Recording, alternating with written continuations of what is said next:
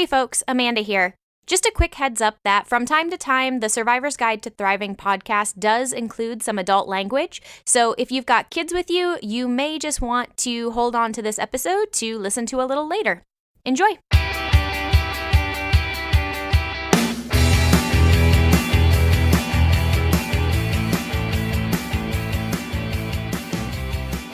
Hello, and welcome to this episode of the Survivor's Guide to Thriving podcast. I'm Amanda Solman, and along with Mark Jewell, your host for this show and the creator of the Surviving to Thriving movement.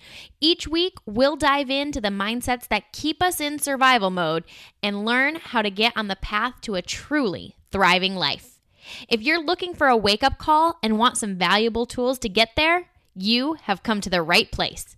After all, survival is dead. It's your time to thrive today. Now, let's head over to the show. Welcome back, everybody, to another episode of the Survivor's Guide to Thriving podcast. This is Mark Jewell, your host and founder of the Surviving to Thriving movement, along with Amanda Solman on here with me today as our guide to take us through a important, I guess would be the appropriate way to say that, topic, something that comes up with us a lot in our line of work as a coaching company, and certainly something that gets asked of us a lot when it comes to our clients having questions, and that's, how do I motivate people?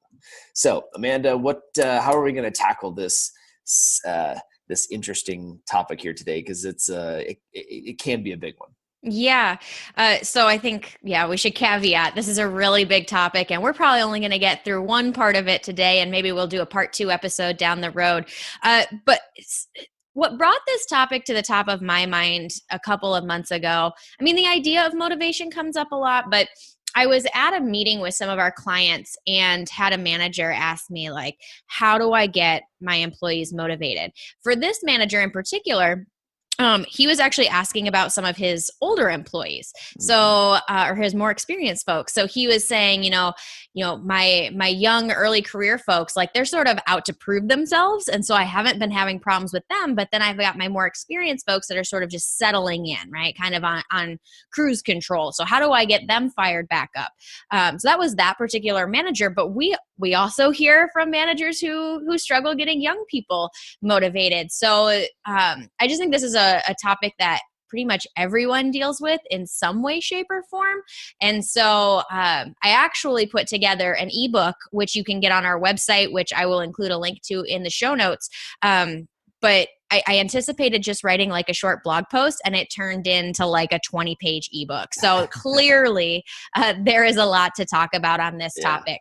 But you guys need to get it. There's the content that Amanda put in here is really good, and it's we're going to walk through it verbally in conversation on this podcast, or this podcast, and probably even the next one, because there's a lot in here. But go download that at markjewelltraining.com and get this thing, because there's a ton of really good stuff that'll give you some thoughts, some fodder for your thinking, and some things you can contemplate on as you try to figure out how do I get more out of my people. Perfect. Yep.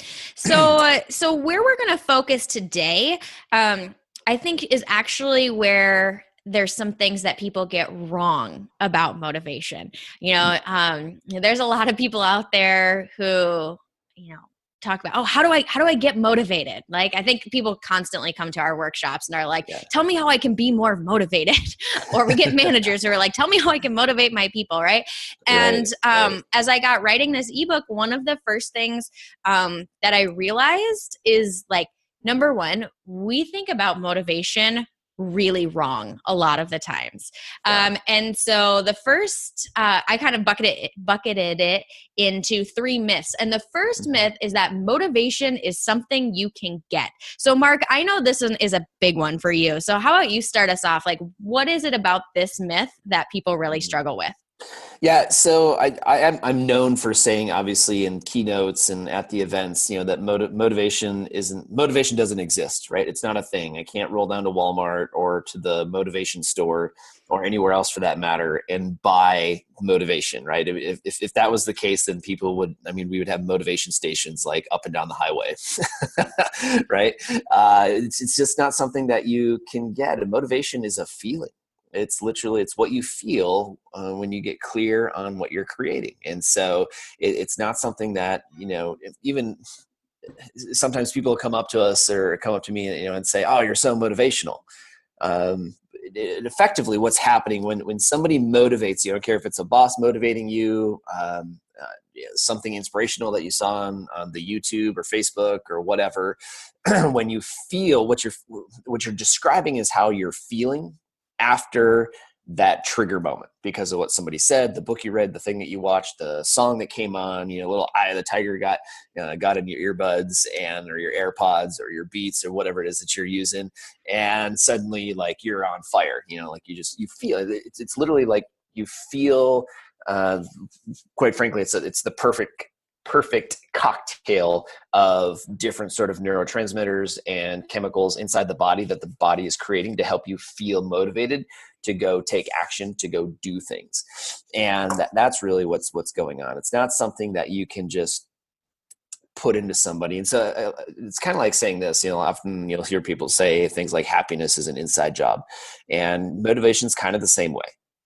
From my perspective, is it's the reason that people can get motivated is because we all have the internal programming, the internal hardwiring, the internal body physiological design to have the feeling of being motivated.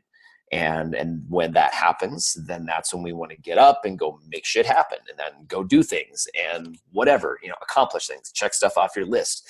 But it's not something that, you just open up a book and you read one statement and it's like, okay, now I've been granted motivation. Like I can't put it inside of you.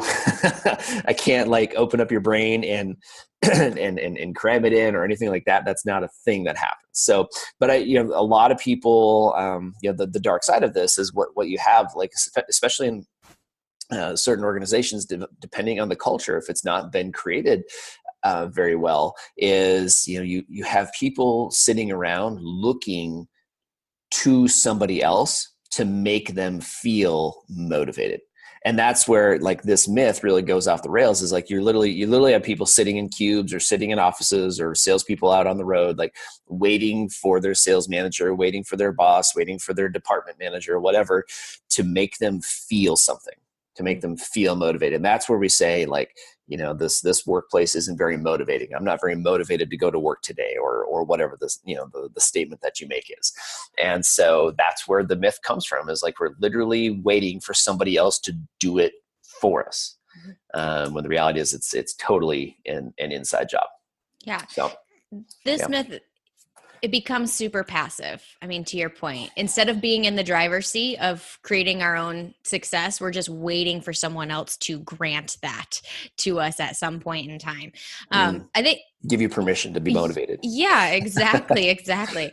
And like, we're not saying, don't listen to motivational speakers, don't listen to upbeat music, don't post quotes all around your cubicle. Like, we're not saying that at all. But, there's a lot of folks reading a lot of personal development books and watching a lot of motivational videos who don't do anything. So the content itself is only one tiny piece of the puzzle. You've actually got to turn that into something, rather than just wait for it to magically stumble upon you someday. Yeah. And this is something, Amanda, that's been coming up for me personally a lot lately with our trip to Colombia, and just personal reflection on some of my stuff. The turn that's coming up is what something that's been given to me by somebody else, but it's radical self-accountability. Like, this is the literally just owning all of your shit, everything that happens in your life, right? Boiling back and making that be about you. And so rather than sit around and wait for your boss to get motivating, to become that shining light in your day, we've literally had people at events like talk about one of their triggers. We talk a lot about what are our triggers at different events that we have. And they say, the way my boss walks into the office can make or break my day. Right. And so like, I get that. Like, I'm not trying to downplay the importance of a boss or your manager or the people that you work with for that matter. But to say that this person has the power over how you feel is to me, that's no way to live life. Wayne Dyer says when you're stuck, waiting for someone else to make you feel, right, for someone else to inspire you, effectively what that means is you you care more about what they think about you than what you think about you. Mm-hmm. Right. I mean, that's maybe getting off on a whole, I could go on a whole different topic about that, but to bring it back to this idea, radical self-accountability, right? Instead of sitting around waiting for somebody to motivate us, to get us jacked up, to get us inspired for the next podcast to come out, for the next, great movie or whatever, it really is something that you get to create for you. Mm-hmm. And that's what this boils down to is just owning that. Like, don't wait for somebody else to do it for you, because that's no way to live. Like literally think, leaning into this and owning into it. Like there are things that I can do to help me feel motivated. Mm-hmm. And that becomes all about you creating that. And that kind of probably leads us into the second myth a little bit. But that's my take on it, and that's my encouragement to everybody. Is I've spent way too much of my life waiting for my wife to treat me a certain way because I think I should be treated that way, or my boss to treat me a certain way because I think that they should act differently, or my friends to treat me differently because I think that they should do a certain way. And the reality is, at the end of the day, I'm never happy until I create this for me. Well, and what's so interesting to me in that case, because it shows up we talk about this idea of whatever you call it, radical self-accountability, take 100% responsibility, however you want to phrase it, we talk about that idea a lot. And it's always interesting to me because it's almost a self-fulfilling prophecy when you wait for someone else to influence how you feel, right? Mm-hmm. Like, I'm waiting for someone else to motivate me. And as a result, I feel less in control versus when I realize like I'm the only one who can do this for myself. I actually feel more powerful because I'm like, well, crap, if I got myself into this, I can get myself back out of it. So like, right. I think that idea of realizing like this is in your control, it is really important because that thought can be kind of motivating in and of itself. Like, oh, yes, I can do something about this versus I'm just sitting here waiting for somebody else to do something. Yeah. So I think that's really important. You mentioned the second myth. So I think this is a really, really good time to transition into that. So, so the first myth was that, it's just something you get, which is not true. You can't go to the store and get it. The second myth is this idea that we can't take action until we get motivated. I do not know how many times I've heard, well, I can't work on that project because I'm just not motivated right now. Or I can't go to the gym because I just don't feel like it. Or I can't create something because I'm just not there yet, right? Like we are often waiting for this magical light of motivation to befall us before we actually do anything. Right. But the reality, like the way to break this myth is that there is a lot of research out there that says the act of doing often is what actually creates the motivation, right?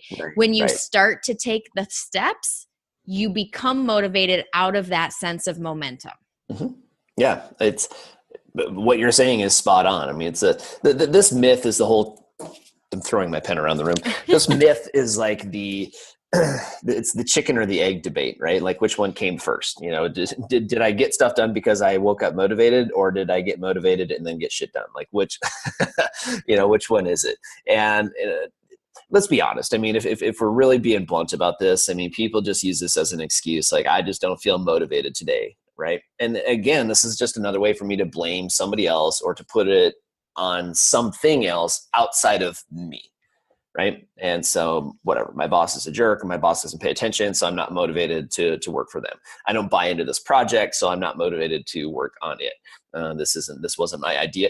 Somebody literally on a call, and who said this the other day, a couple weeks ago, like, nobody asked me. This is the friggin' vice president of the division. Nobody asked you. Like, talk about making it about somebody else, right? Really? So I'm not motivated to do this because nobody asked me.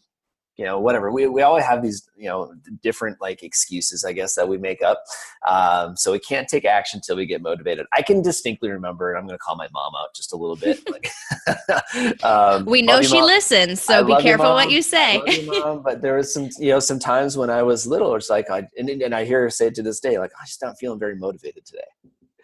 I was going to get some stuff done, but I just didn't feel very motivated. And that's been built into my programming. And I've had to like work really hard, on my mindset stuff to get, beyond that. And there's still days where I'm like, oh, I just do not feel like doing this shit right now. So we're going to, it comes up and I got to recognize those triggers. But a lot of people get stuck. Like I can't take action until I feel motivated. It's kind of like, I can't go down the road until I put some gas in my car or something like that. I mean, it's just literally feels kind of like that. And the reality is like, I could actually go down to the gas station with a gas can and get some gas if I need to, and walk it back to my house and put it in my car so I can do stuff. So this one to me is just sort of self-explanatory, guys, based on what we said on the first one. But this, I see this happening a lot. I don't feel very motivated today. And so I'm going to put it off. And the reality is, to your point, Amanda, if you got something like you do one thing on your list and all of a sudden physiologically, okay, this isn't just like, a woo-woo feeling thing, like physiologically, your body rewards you for doing something. Okay. So you actually get a dose of dopamine, a hit of endorphins, maybe some serotonin, some oxytocin, whatever. Like your body has all these little, neurochemical transmitter thingies inside of it that start working together, that create the perfect cocktail that starts floating around your bloodstream that your brain interprets as good. And then what happens, like anytime I cross something off my list, I get a little hit of dopamine. And so my body naturally creates that, and it's very addictive, but it's perfectly natural. So I guess it's okay, right? And so then I want to cross one more thing off my list. And that's where motivation comes from. That's when you start to feel motivated. It's like the little train that could. You do one thing and then another thing. And I think I can do one more. I think I can do one more, right? And that's where it literally comes from.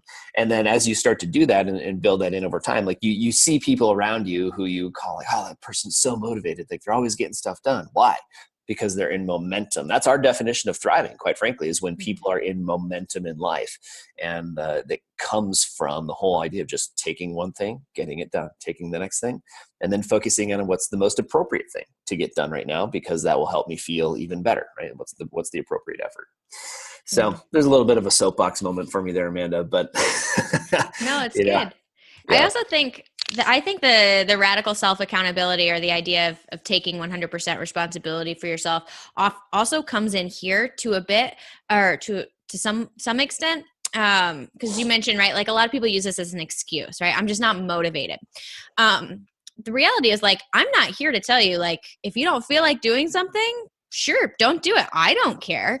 But what you need to realize, like, instead of I couldn't do it because I wasn't motivated. Like, legit take responsibility for that and said, I made a choice not to go to the gym today, right? I didn't want to, so I didn't go, right? Don't blame it on a lack of motivation. Come back to, again, radical self-responsibility. I chose not to do it. Yeah. That's really all it is. Yeah. So then you can deal with the motivation later, but again, take responsibility for those choices versus blaming it on a lack of motivation. Okay. Yeah, absolutely.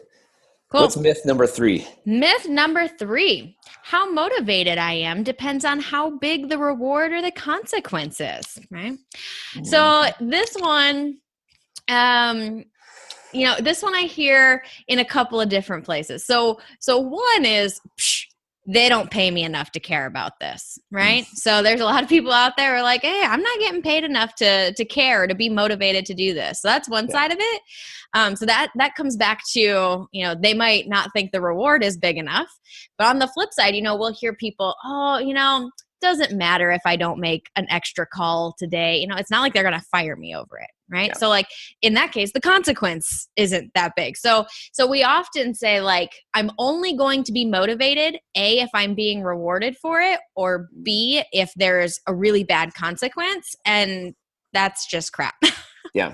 Yep. I wholeheartedly agree. So, when you think about this,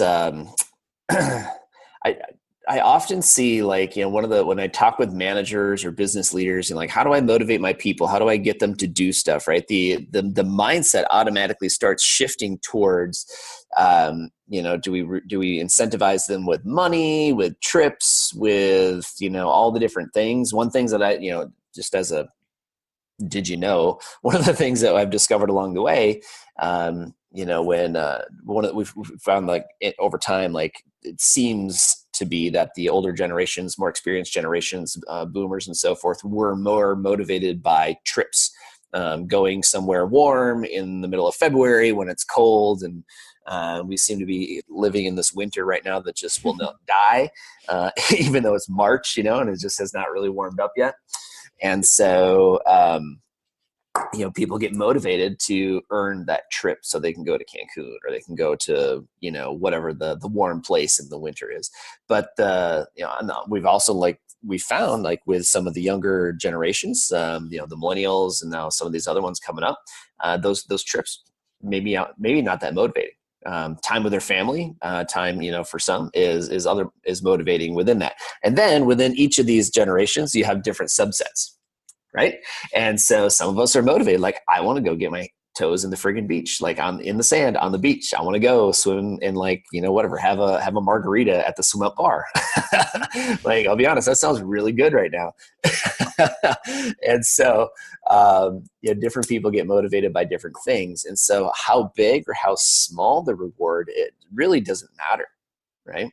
I'm going to say this, how appropriate, right, or how meaningful that reward really is the big thing. Some people are motivated by more money. I literally can't. We had one coaching client who came through here a while ago, who they're thinking about turning into a sales manager.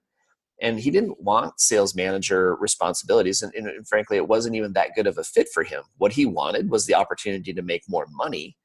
And because he wasn't a sales manager, he was capped on his commission at that point. So I went back to the management at that company. I was like, hey, like this guy, literally is just looking for more ways to make money. Like, if he's if he's creating a margin and he's selling more products, why do you have to cap it? Right? You're going to lose a good salesperson over this. And so in that case, it really was about how big the reward was. Like, how much more could I earn? In a lot of cases, like people, I know for me, it's freedom. Right? Like, I will sacrifice, even like within this business, if I can delegate that responsibility to somebody else, so that gives me the freedom to hang with my kids.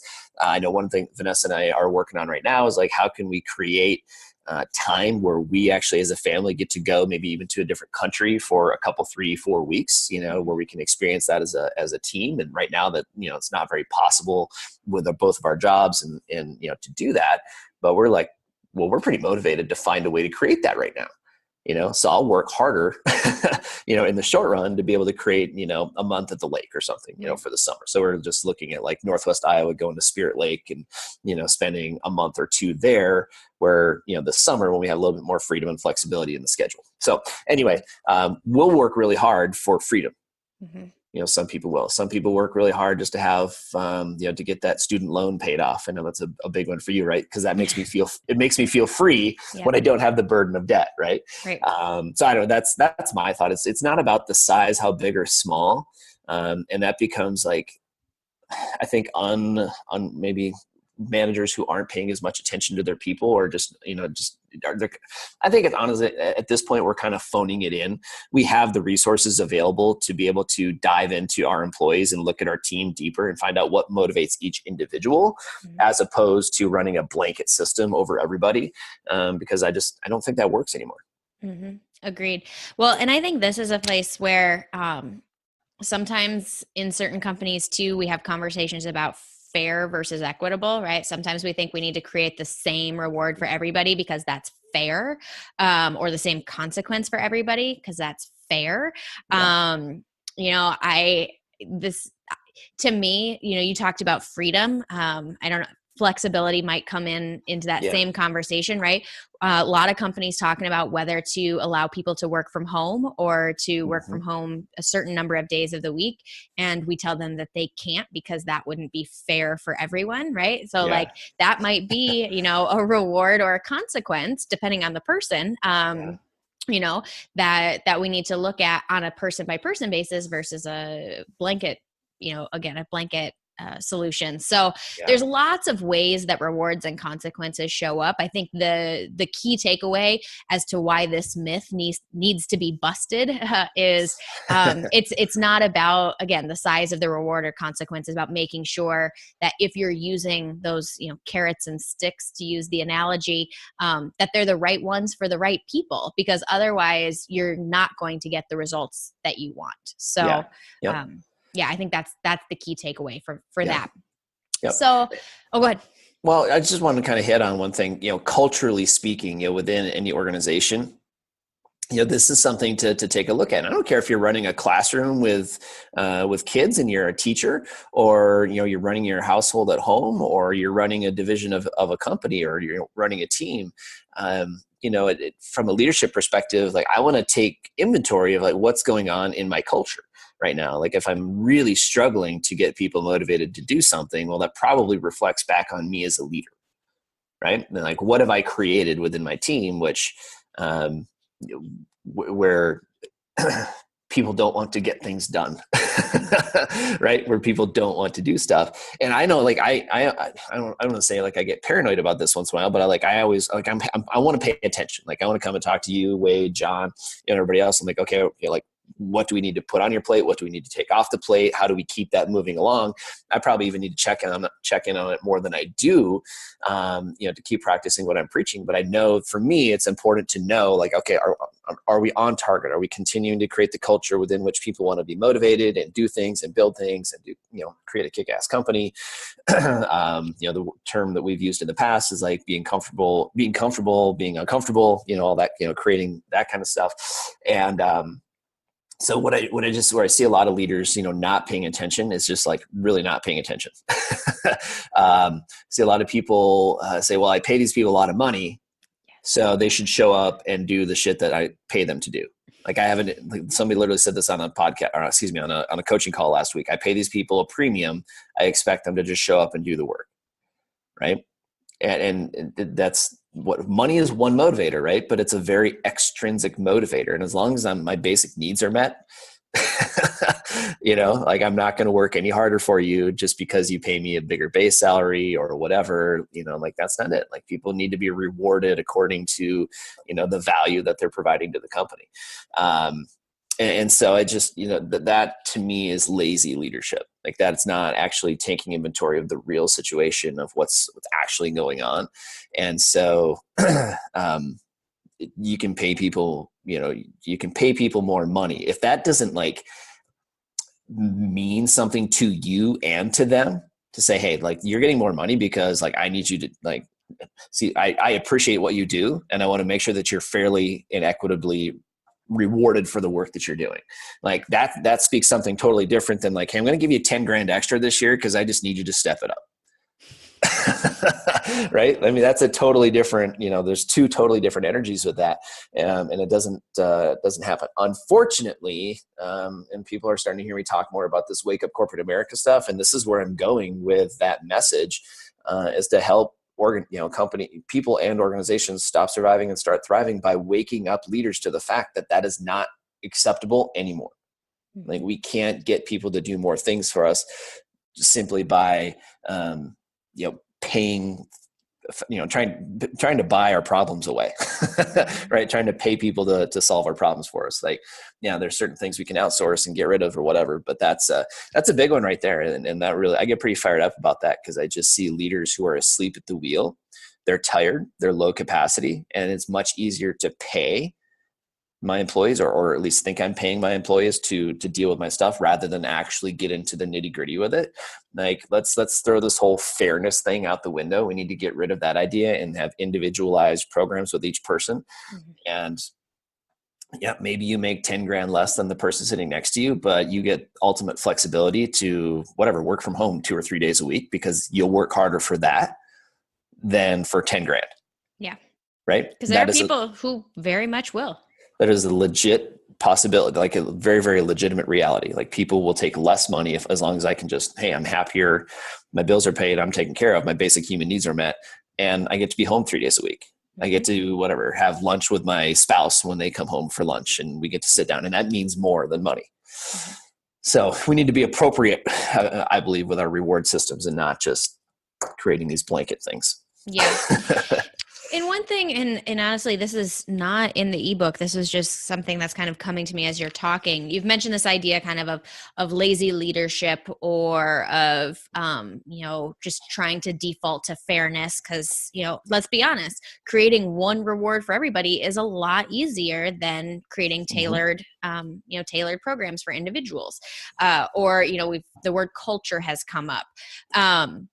One of the things that I think can also happen is if you are seeing a lack of motivation in your people, if you are a manager who is seeing a lack of motivation in your people, I would be curious where else within yourself or within senior management and leadership as a whole, there is also a lack of motivation, because, culture starts at the top. Yeah. And it trickles down through the ladder. So, I don't know, Mark, what you've seen, but, we often use the phrase, if there's something you dislike in others, there's a chance that it's also happening somewhere in your life right now. And so there's probably some reality to that from a motivation standpoint, as, if your team's not on fire, are you, as the manager, is your C-suite on fire? Like, maybe it's missing somewhere else too. Yeah, that was, we literally almost just need to do a whole episode just on that topic right there, because I could go on for days.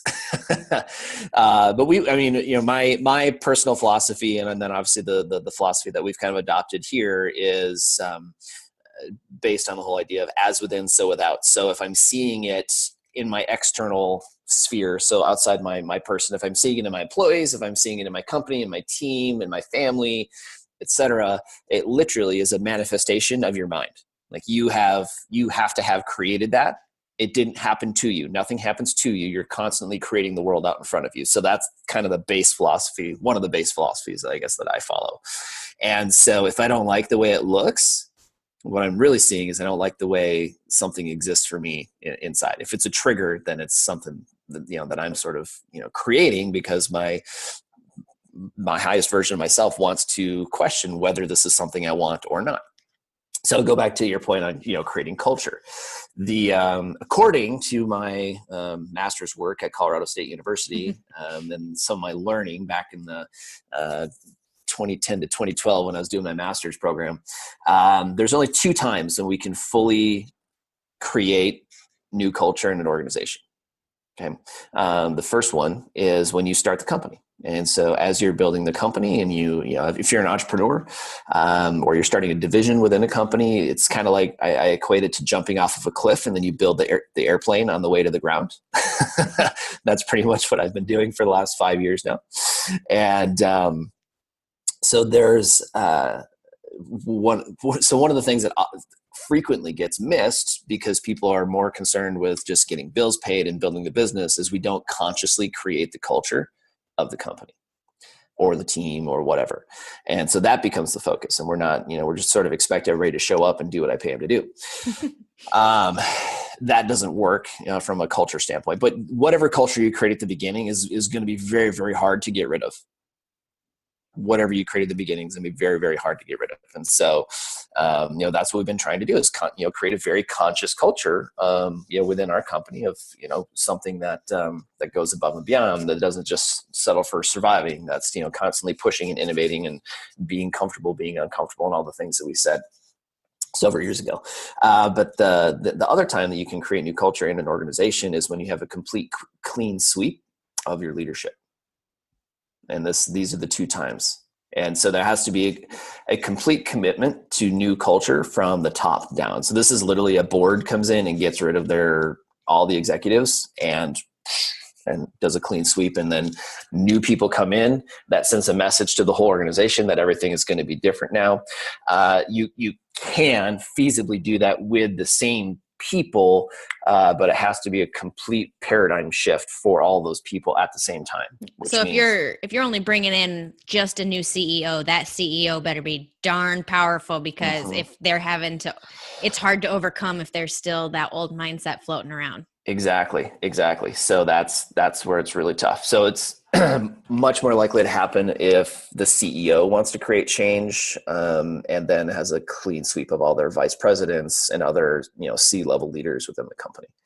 And I think That's that's really it. important because I think you can have some like mini versions of that, right? So Mhm. maybe you hire a new division manager who is on fire, right? Mhm. Or whatever. And so they're struggling with an unmotivated team because the reality is they have a team with an old mindset from an old set of leadership, from, an old set of what was okay, right? So like I Yeah. do think sometimes, if you are kind of that manager who you're like, I am motivated, I am on fire, why aren't these people?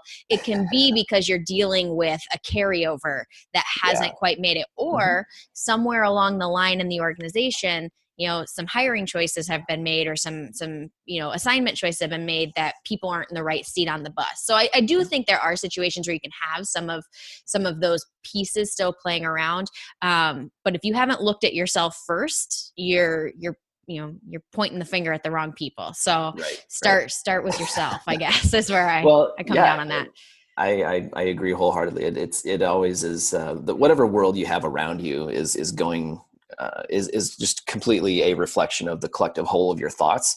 What's interesting about our thoughts is, like, you have conscious thoughts, you also have subconscious thoughts, and you have a lot more subconscious thoughts than you have conscious thoughts.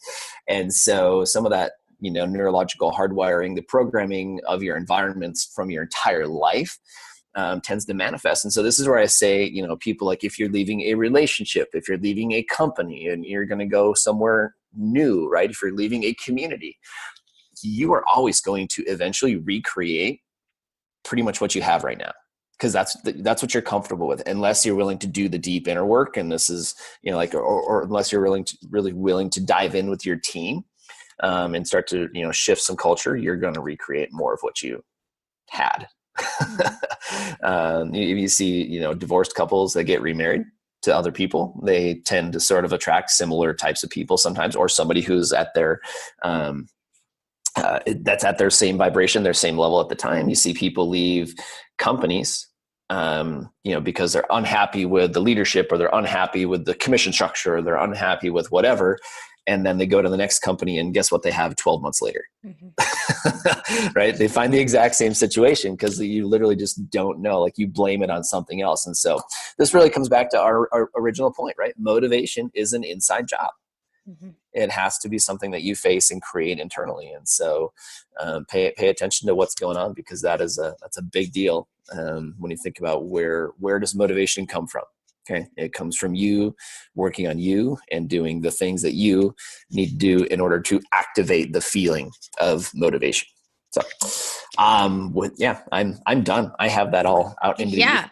Well, You can I was post it, gonna publish it. say, we're kind of coming down to the end of our time here. And when we said this was a big topic, like, we literally have only touched the first chapter of this ebook, and there's still two more This is sections like to 2 go. pages out of 20. Yeah. I'm actually gonna commit right now. We will record for Part 2. next week's episode. We'll record part two. So when we come back next week, often the question is, how do I motivate, right? And so, like, how do I motivate myself? How do I motivate other people? And where we're going to challenge you when we come back for next week's episode is that you're asking the wrong question. It's not how do I motivate myself or others? It's why aren't we motivated in the first place? Why am I not motivated? Why are my people not motivated? Because the reality is, I can't solve the how until I know the why. Yeah. So let's make that the focus of next week's episode, and make sure to tune back in so you can get the whole story. Good stuff, guys. All right, my friends. In the interim, if you're done with this episode, seriously do pop over to the website at markjeweltraining.com. Download this ebook. Amanda's also got a ton of other great resources over there. We've got our blog posts. We've got our books that we recommend that you read. We've got like 50 other episodes of this podcast in case this happens to somehow be your first one. Go ahead and give those a listen, and lots more good stuff coming over the course of the rest of the year. So take a venture, if you will, over to markjeweltraining.com, dig into some of our other resources, get on the email list so that you can find out all about all of our upcoming events. And just to put a little plug out there, we've got some events coming up in April. We have a Millennial Mastermind, April 2018. We've got a Thriving Leader event, a regional event here in Omaha coming up in like mid-May. So those are the next 2 events. If you happen to be listening to this and you haven't been to one yet, or you want to come back for another round, we'll always take you back. Come and just so you can get that information over on the website as well. So with that, my friends, we're going to bring this podcast in for a landing. Thank you for tuning in as always and being with us. And remember this, survival's dead, my friends. It's your time to thrive today. Let's go get it. Thanks for tuning in to the Survivor's Guide to Thriving podcast. You can find the show notes and links to all the resources mentioned in this episode by heading over to markjeweltraining.com/podcast. And if you feel so inclined, we'd love it if you could head over to iTunes and leave us a rating and review. That's what helps us move up in the charts so that more people can find us and start their surviving to thriving journey. See you next week.